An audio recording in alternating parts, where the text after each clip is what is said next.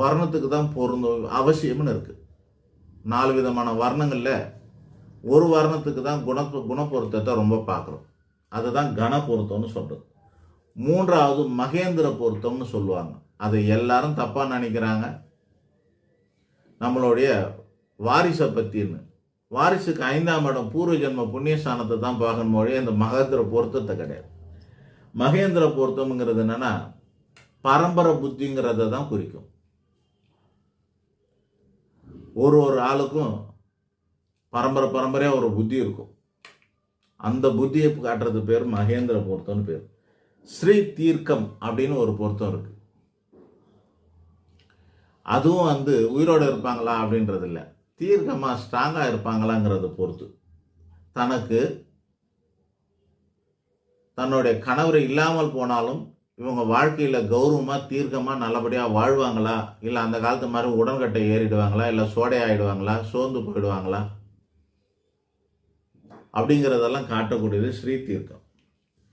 யோனி பொருத்தங்கிறது அதில் மட்டும் எந்த ஜோசியருக்கும் எந்த மக்களுக்கும் சந்தேகமே இல்லை. யோனி பொருத்தங்கிறது தாம்பத்தியத்துக்கு அவசியமானது. அந்த தாம்பத்தியத்துக்கு அவசியமான அந்த யோனி பொருத்தமும் ஒரு குறிப்பிட்ட வர்ணத்துக்கு தான் முக்கியம்னு சாஸ்திரம் சொல்லுது. ராசி பொருத்தம்னு ஒன்று இருக்கு.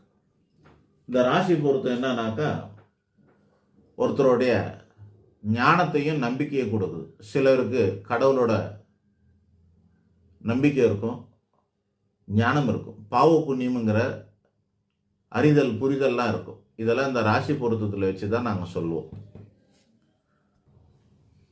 அடுத்ததா ராசி அதிபதி பொருத்தம்னு சொல்லுவாங்க. அந்த ராசிக்கு அதிபதிகள் ஒருத்தருக்கு ஒருத்தருக்கு பொருந்துதான்னு சொல்றது. நட்பு நிலைய ராசிகளாக இருக்கணும், அல்லது திமுக அணி அதிமுக அணின்னு 2 அணி இருக்கிற மாதிரி இங்கே 9 கிரகத்தில் 4 கிரகம் ஒரு அணியில் இருக்கும் குருவோட தலைமையில், சுக்கிரனோட தலைமையில் மீதி ஒரு 5 கிரகம் அணியில் இருக்கும். இந்த 2 அணியில் எந்த அணின்னு பார்க்கணும்.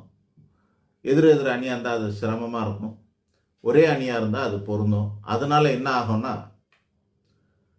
அவங்களுடைய கல்வியும் அறிவும் பொருத்தமாக இருக்கும்.